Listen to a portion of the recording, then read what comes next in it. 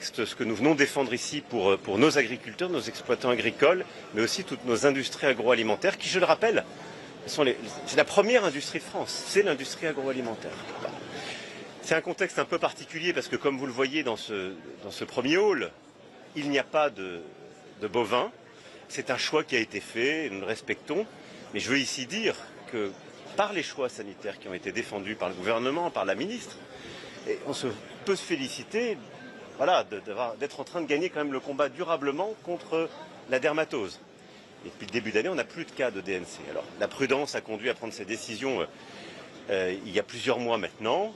C'est respecté. J'étais heureux de pouvoir rendre hommage à l'égérie de cette année, qui pour la première fois depuis la création du salon était donc une vache de Martinique. Ça permet de rendre aussi hommage à l'importance de nos territoires ultramarins.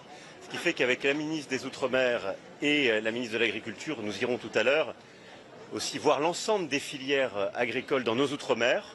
Je veux leur rendre hommage parce qu'on a une stratégie alimentaire, une stratégie agricole dans nos Outre-mer qui est très importante, qui vise à poursuivre l'autonomie.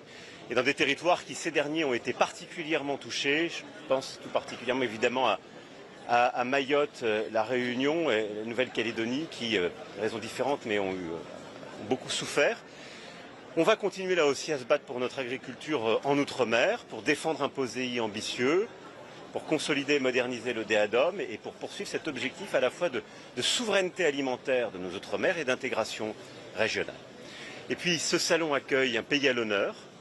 On avait le Maroc l'année dernière, vous vous en souvenez. On est très fiers d'avoir la Côte d'Ivoire, pour ça que la ministre est aussi là à nos côtés pour pouvoir accompagner les ministres, les 4 ministres de Côte d'Ivoire qui sont ici présents. Et c'est là aussi une grande agriculture du continent africain. Ce sera au cœur du sommet de Nairobi du mois de mai prochain. Les partenariats agricoles entre la France et l'Afrique.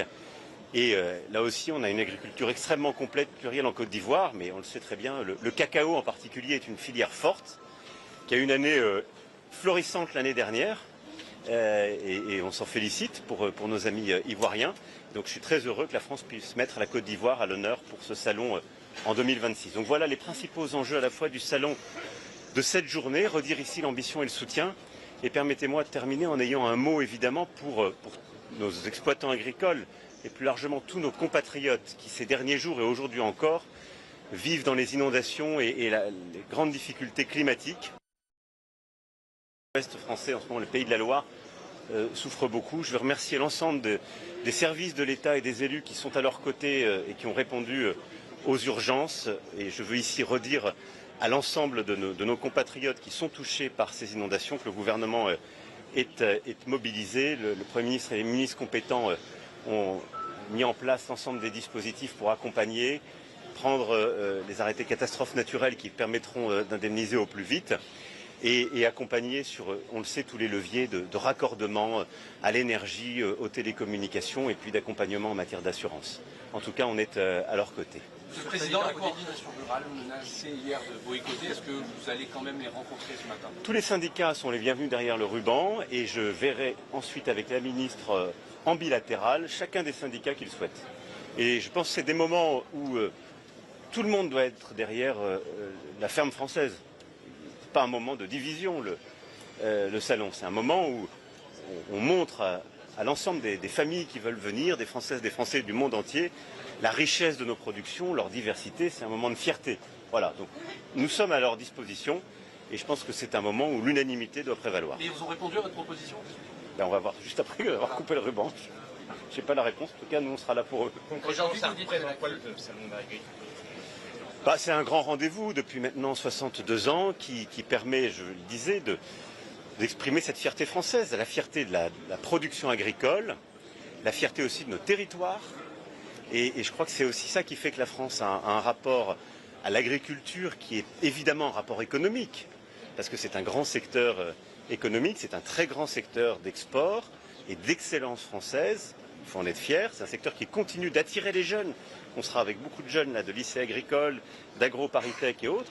Et c'est aussi une fierté de nos territoires. Et c'est cette France qu'on aime, c'est-à-dire celle des terroirs, des climats, qui aiment la spécificité de ces vins, de ces fromages, de ces races de viande, de ces cultures végétales. Et c'est tout ça qu'on vient ici présenter. Et je crois que c'est un petit voyage en France que font nos compatriotes quand ils viennent ici au salon. Donc je pense que ça doit être aussi un moment de joie, un moment en famille, un moment de découverte. Et il faut que ça reste cela. En parallèle de ce salon, il y a cette manifestation sous tension qui va se dérouler à Lyon aujourd'hui. Est-ce que vous êtes inquiet de la tournure que peut prendre? Écoutez, j'appelle moi tout le monde au calme. Et le gouvernement évidemment est très vigilant. Le Premier ministre comme le ministre de l'Intérieur seront vigilants pour que les choses se passent du mieux possible. Je pense que c'est d'abord un moment de recueillement et de respect pour notre jeune compatriote qui a été tué, pour sa famille, ses proches. Et ça doit d'abord être cela. Et ensuite, c'est un moment d'exigence et de responsabilité. Je tiendrai en début de semaine une réunion avec le Premier ministre et les ministres concernés pour faire un point complet sur l'ensemble des groupes d'action violente qui sévissent et qui ont des liens avec les partis politiques, quels qu'ils soient. Maintenant, il faut que tout le monde soit responsable. Dans la République, aucune violence n'est légitime. Dans la République, il n'y a que les forces républicaines qui peuvent agir, parce qu'elles protègent et elles protègent un ordre républicain. Il n'y a pas de place pour les milices d'où qu'elles viennent. Voilà. Et là, il faut être totalement intraitable. Une réunion, pourquoi faire, Monsieur le Président? Parce qu'on voit que quand ces groupes sont dissous, ils se reconstituent, il y a eu ce drame, qu'est-ce que vous pouvez faire? Mais d'abord, pour faire le point justement sur tout cela, et ensuite pour que le gouvernement puisse précisément voir avec l'ensemble des forces qui ont des liens, qu'il y ait les dissolutions qui soient faites et que les mesures suivent. C'est une responsabilité de chacun. Est-ce que vous estimez que le comportement de la France insoumise... Je ne ferai pas de commentaires politiques sur la journée, j'ai déjà tout dit là-dessus. Monsieur le Président, sur les... vous assurer que les pays sud-américains vont respecter les normes sanitaires par rapport à nos agriculteurs? D'abord, nous, on a une position claire. On pense que le compte n'y est pas, c'est pour ça qu'on s'est opposé. Ensuite, on a obtenu avec la ministre ces derniers mois le doublement des contrôles. Donc on va s'assurer que les contrôles soient faits. C'est aussi pour ça qu'on est candidat, d'ailleurs, pour accueillir l'Union douanière européenne. Je pense qu'il faut être beaucoup plus exigeant dans les ports, les aéroports, pour que les contrôles soient effectifs. Et ensuite, en effet, pour qu'on remonte, qu'on regarde les capacités à produire. C'est aussi pour ça qu'on a beaucoup tenu aussi à la clause de sauvegarde. Et ça, on se félicite, on a eu ces avancées qui étaient une forme de frein d'urgence. Après, nous, on sera extrêmement vigilants dans cette période, mais on n'y est pas encore. Vous avez eu là un vote du Parlement européen qui a conduit à saisir la Cour de justice. On est encore dans les procédures, donc ça ne s'applique pas au moment où je vous parle. Voilà. Mais nous, on a la même préoccupation, la même vigilance. On veut que les règles qui se sont appliquées, qui s'appliquent à nos producteurs, pour des raisons qui sont des raisons de santé publique. Elles ont été prises pour que votre alimentation soit de la meilleure qualité possible, pour vous protéger. La logique et le bon sens nous conduisent à dire que quand on importe les produits, on veut être sûr de la même chose. Sinon, on serait fou. C'est-à-dire qu'on mettrait des règles à nos producteurs pour ensuite faire prendre des risques aux consommateurs avec des produits qu'on importe. C'est un peu chadoquin. On ne veut pas ça. Mais on est là-dessus, pour moi, on n'a pas encore toutes les garanties. Je vous rassure, je suis prêt à m'impliquer. Je me suis toujours battu pour qu'on en ait une. Je l'ai fait la dernière fois quand on avait beaucoup de menaces au moment du Brexit. Beaucoup de gens nous disaient vous n'aurez pas votre PAC, etc. On a réussi à maintenir notre montant et moi je l'ai dit. On s'est battu, on a obtenu déjà une amélioration de la copie substantielle l'année dernière et nous on veut ici pouvoir dire que les revenus pour nos exploitants agricoles seront garantis dans la prochaine PAC. Et c'est à la fois dans les discussions européennes et avec le budget français. Mais je pense qu'il est très important, c'est qu'on se batte pour à la fois garantir justement ces montants-là, mais qu'on se batte aussi pour obtenir les montants qui vont permettre de moderniser nos exploitations agricoles et notre industrie agroalimentaire. Et donc ce n'est pas simplement défensif l'approche que nous avons. On est convaincus avec le gouvernement, avec la ministre, que nous devons dans beaucoup de filières moderniser la production, parfois l'aval, notre capacité à transformer, pour mieux valoriser encore nos produits. Les difficultés qu'on a, qu'ont certaines filières, cette année on le sait, on a une grande difficulté sur la viticulture par exemple, alors c'est beaucoup les événements climatiques, c'est aussi les changements de consommation, ils ont donné lieu à des décisions difficiles et pour lesquelles on accompagne nos exploitants, mais il faut aussi permettre à certains de moderniser, de changer leurs pratiques. On sait qu'on a des difficultés dans les grandes cultures en ce moment parce que les cours sont mauvais, les coûts de production ont monté. On y fait face là aussi en se battant pour que, par exemple, les engrais soient sortis du mécanisme d'ajustement carbone aux frontières. Et ça, on continue le combat. On l'a déjà beaucoup amélioré, mais on a les derniers mètres à faire. Mais à côté de ça, on a aussi à améliorer l'aval, c'est-à-dire à mieux transformer ce que nos grandes cultures produisent pour être moins dépendants des cours mondiaux. Et ça, c'est un volet, je dirais, plus offensif qu'on veut aussi obtenir à Bruxelles, c'est comment moderniser l'agriculture et l'agroalimentaire en Europe. Est-ce que la décision des États-Unis de la Cour suprême sur les droits de douane imposés par Trump est un soulagement? Est-ce que ça change concrètement quelque chose? Écoutez, je n'ai pas l'habitude de commenter ce qui se passe dans les autres pays. Je pense que c'est... D'abord, je pense que ça invite tout le monde à réfléchir. Ça semble pas mal d'avoir des cours suprêmes et donc un état de droit. Tous ceux qui pensent que les cours suprêmes, c'est des problèmes dans la vie politique, voilà, une Cour suprême, elle a regardé la Constitution, elle dit c'est pas conforme à la Constitution. Là, tout le monde dit c'est formidable, ben voilà, c'est bien d'avoir des pouvoirs et des contre-pouvoirs dans des démocraties. Il faut s'en féliciter. Bon. Ensuite, il ne faut pas aller trop vite non plus, parce que je constate que le président Trump, quelques heures, a dit qu'il avait repris des textes pour avoir de nouveaux tarifs, mais alors ceci plus limité et pour tout le monde. Donc on va regarder. On va regarder exactement les conséquences, ce qui peut être fait, et on va s'adapter. Au fond, nous, qu'est-ce qu'on veut? Continuer à exporter nos produits agricoles et agroalimentaires, notre luxe, notre mode, nos cosmétiques, notre aéronautique, oui, je l'ai mis dans l'agroalimentaire, enfin tout ce sur quoi on est bon à l'export, avoir d'autres produits à l'export, hein, parce qu'on continue de réindustrialiser le pays, et le faire avec les règles les plus loyales qui soient. Et donc les plus loyales qui soient, c'est de la réciprocité, et pas subir des décisions unilatérales.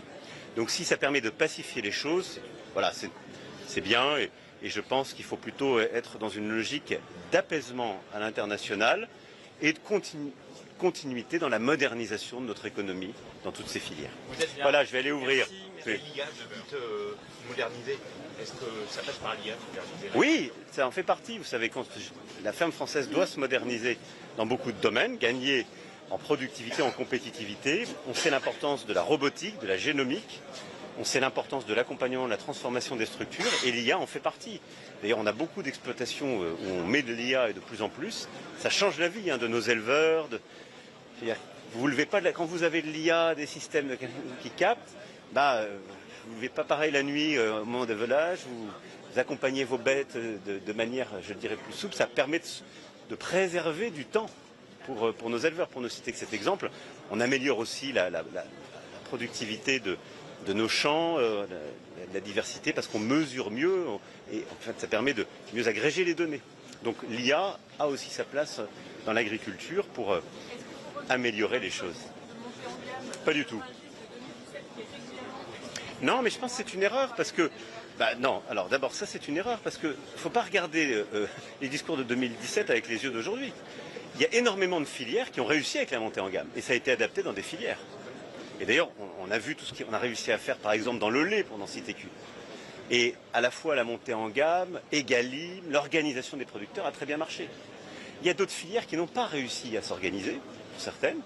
Et puis après, il y a un monde qui a changé. C'est-à-dire que depuis 2017, au cas où vous n'auriez pas été dûment informé, il y a eu une pandémie mondiale de Covid. Il y a eu la guerre en Ukraine qui a totalement changé les choses et une transformation géopolitique. En 2017, pour prendre qu'un exemple sur les grandes cultures que j'évoquais, on exportait vers la Russie du blé. On exportait. Au moment où je vous parle, la Russie, elle l'exporte dans le monde entier. Pourquoi? Réchauffement climatique. En 8 ans de temps, le réchauffement climatique fait que la Russie, qui avait du mal à avoir une production de blé stable par an, elle en a 2 très rentables aujourd'hui. Je cite que cet exemple, mais il y a un bouleversement complet des marchés.